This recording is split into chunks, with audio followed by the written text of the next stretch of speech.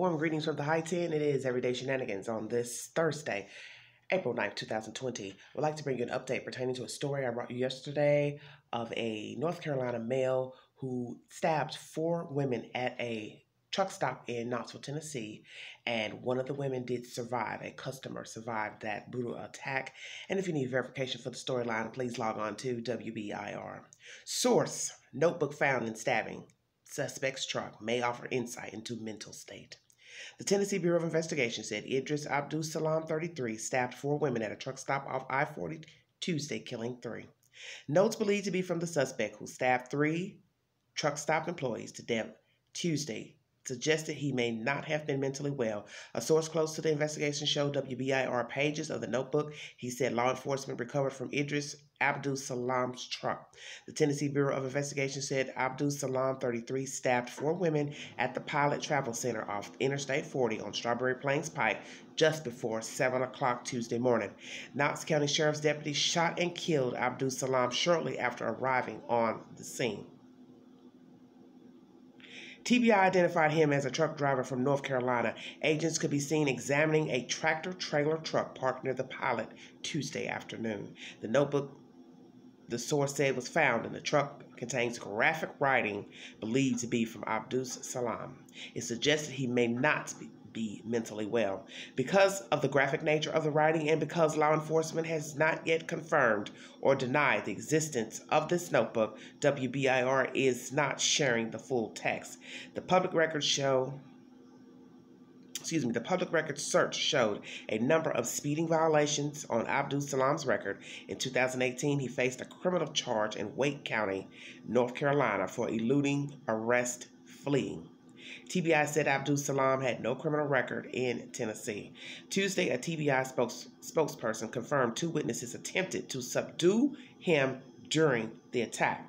TBI identified the 3 women who killed, all employees of the Pilot Travel Center, as 57-year-old Joyce Whaley, 51-year-old Patricia Denise Neby, and 41-year-old Nettie R. Spencer.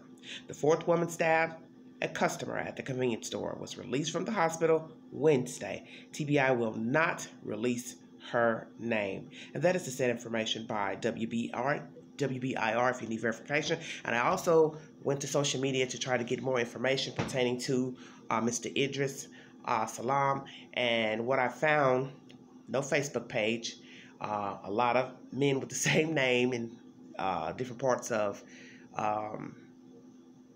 abroad, and I think one I found in Georgia area, but they were not him, of course. I do not know if he has a social media page or not. I will bring that information. But what I found was CBS 17 out of North Carolina. I'm assuming it's the Durham area news station. The lady said she went and interviewed a neighbor at his apartment complex, and she is standing outside the building where he lived. And it's a nice looking building. It has, several floors. The apartments had balconies, so it looked like a really nice place. But what the neighbor told the news reporter is that he was a quiet man. He stayed to himself. No sign of problems. He seemed very quiet, and he had lived in this apartment building for several years, and they hadn't seen him in about 6 months. So I don't know how long he traveled on the road, if he did 3-week travels, because some drivers have different schedules. Some drive locally, they're home on the weekends. Some drive for 3 weeks at a time. You understand what I'm saying? And then they're off for a couple of days to a week, which is whatever. So, not sure. But obviously, he wasn't seen. So maybe he drove, for a while on the road. And who knows what transpired with this gentleman. I don't want to assume that just because he has a foreign last name, Muslim name, that it was a racist attack. It was a terrorist attack. One will assume that because of his name. But who's to say it wasn't what was going on with this COVID-19? Who's to say he flipped out? Because there have been cases, people are talking about people flipping out, tripping. One young lady, a waitress, killed herself in the UK just because she was locked in and couldn't go anywhere.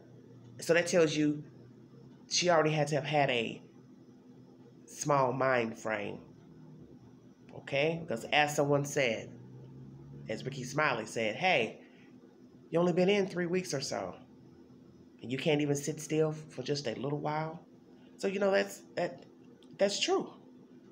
Because to take your own life is one thing, to kill yourself because you're having to stay home because your business is closed and you can't work, and you would kill yourself when we have all this modern technology to stay in contact with other people and to watch TV shows, entertainment via cable, social, the internet. Seriously. But this situation with Mr. Idris is a baffling one because, as you see in this article, it states that two eyewitnesses tried to subdue him, and perhaps that one lady, the fourth one who got stabbed, who was a customer, possibly she is one of those people who tried to stop him from hurting the other women, and she in turn got stabbed. And by the grace of God, that lady, who is alive, was able to walk out of that hospital because 3 people did not. Very baffling story. Very baffling story. Prayers to all of you. I'm hoping you all are well.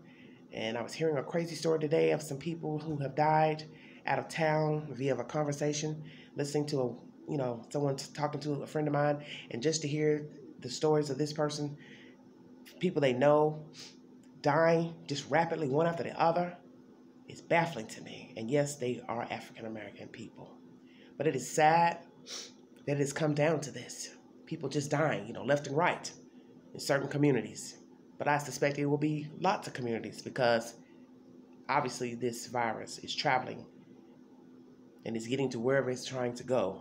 And it doesn't have a specific location. But my prayers are to you all here, stateside and abroad, and praying for all those afflicted, those who have recovered, and those who have passed. Please keep your hygiene up, wash your hands, wear your mask and gloves if you are out, and know the protocol for taking those masks and gloves off once you return home, and wiping down your surfaces and parcels, and washing your hands when you return after handling those said items. Thanks for joining me, and until the next update, this is Everyday Shenanigans. God bless you. Bye-bye.